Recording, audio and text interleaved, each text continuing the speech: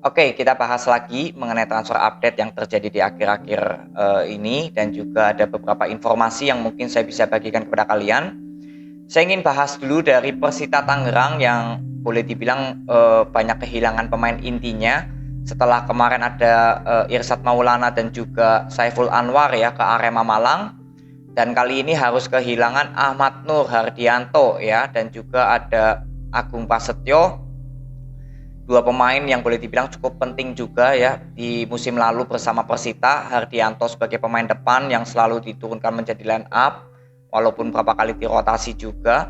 Lalu ada Agung Prasetyo juga, ini pemain belakang yang cukup bagus bersama Persita Tangerang.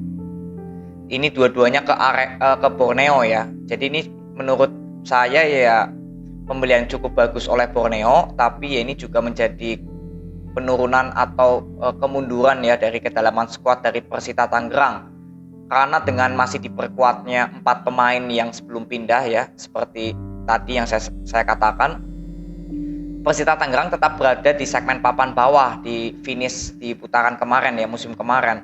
Artinya dengan kepergian 4 pemain yang boleh dibilang cukup penting untuk kedalaman skuad Persita, ya Persita harus mencari pemain yang cukup banyak juga ya untuk menggantikan 4 pemain inti dan juga pemain lainnya. Ya karena target dari Persita Tangerang ini kan paling enggak naik ke segmen papan tengah ya di musim depan targetnya.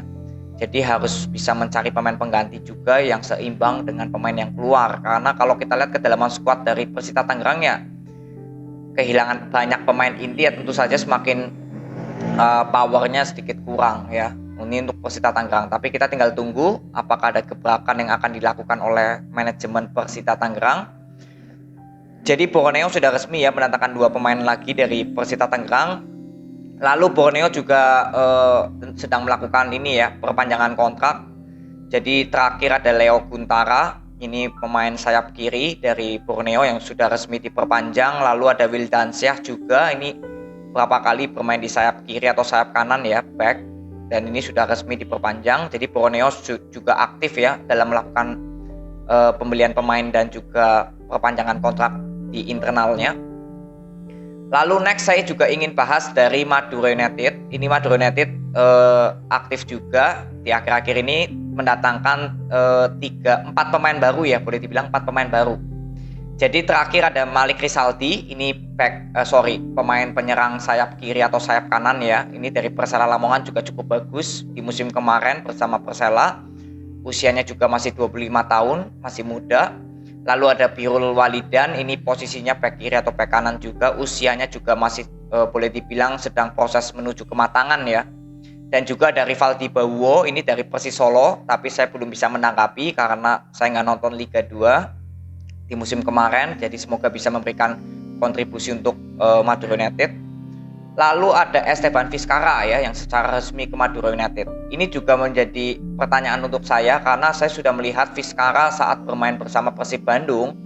Jika bermain di sayap sebelah kiri itu saya kira nggak terlalu bagus untuk Vizcarra karena secara speed sudah habis ini pemain kalau saya lihat ya speednya.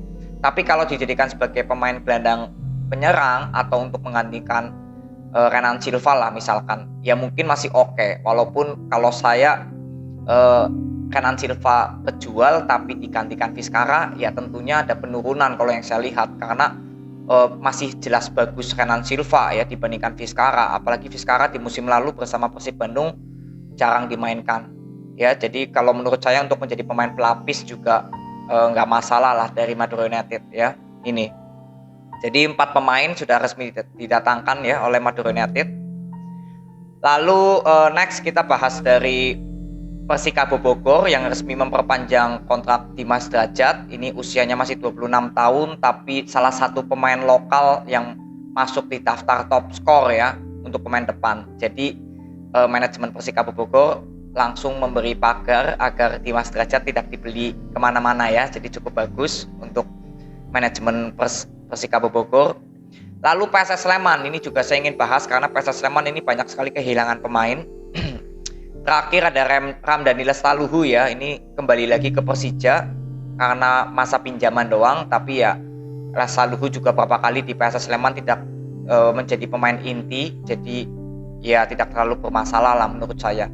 Lalu ada Syahroni juga, ini cukup menarik juga karena Syahroni bermain bersama PSS Sleman di musim kemarin cukup bagus juga walaupun sering juga digantikan posisinya.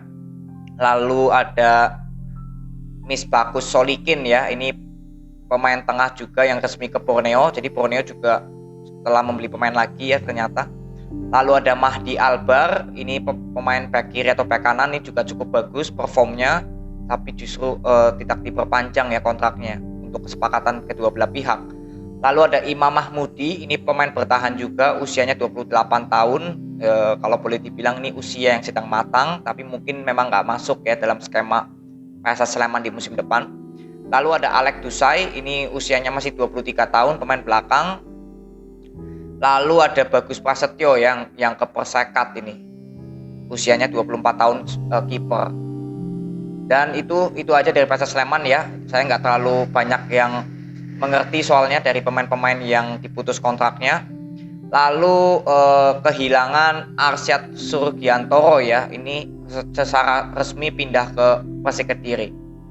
Jadi PSS Sleman begitu banyak kehilangan pemain, boleh dibilang ini tinggal kita lihat akan membeli siapa, karena PSS Sleman tentunya kembali lagi sama seperti Persita Tangerang dengan finish di musim kemarin di papan bawah ya, segmen papan bawah, lalu kehilangan pemain intinya.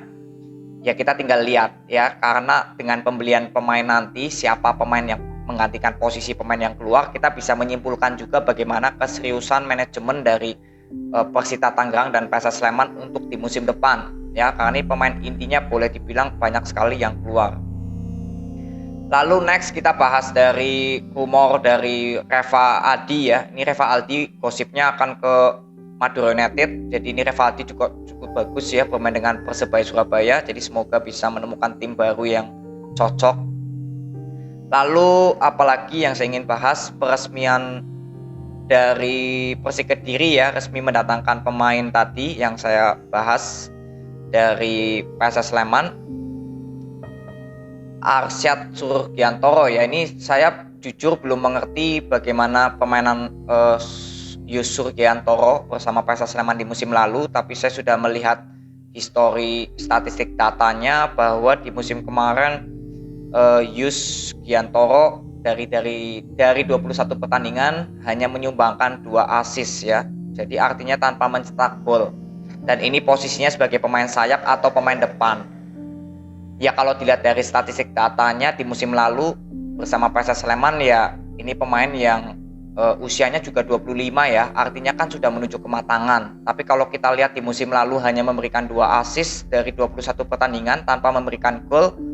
Ya ini kembali lagi menurut saya pembelian yang bukan rekomen lah ya, menurut saya ini pribadi saya. Tapi kita juga lihat bagaimana bermain di Persik Kediri, karena apakah bisa cocok dengan arahan di bawah Coach Roka, kita tinggal lihat. Tapi kalau lihat statistik datanya ya seperti itu ya tadi, tanpa mencetak gol, dan ini posisinya pemain sayap atau pemain depan.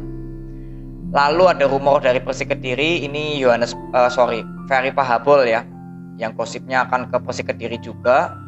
Jadi ini baru yang saya katakan, Pahabol ini usianya sudah 30 tahun dan bersama Persipura Jayapura di musim lalu juga menjadi top skor, dan ini beberapa kali bermain di sayap kanan. Artinya ini jelas pemain sayap yang cukup bagus ya, dan saya sudah beberapa kali melihat permainan dari Pahabol ya, sangat bagus, melakukan penetrasinya oke, skillnya oke, shootnya juga bagus, dan skill individunya juga oke. Jadi ini pemain yang cukup matang. Jadi misalkan didatangkan oleh Persik Kediri, ini menurut saya pemain kedua yang benar-benar dibeli secara berkualitas dari Persik Kediri. Karena yang saya lihat sejauh ini Renan Silva dan Pahabol saja, misalkan Pahabol resmi ya. Dua pemain ini yang benar-benar matang menurut saya. Jadi kita tinggal lihat. Lalu ada gosip juga Sultan Ziko ini rumornya akan ke Persik Kediri.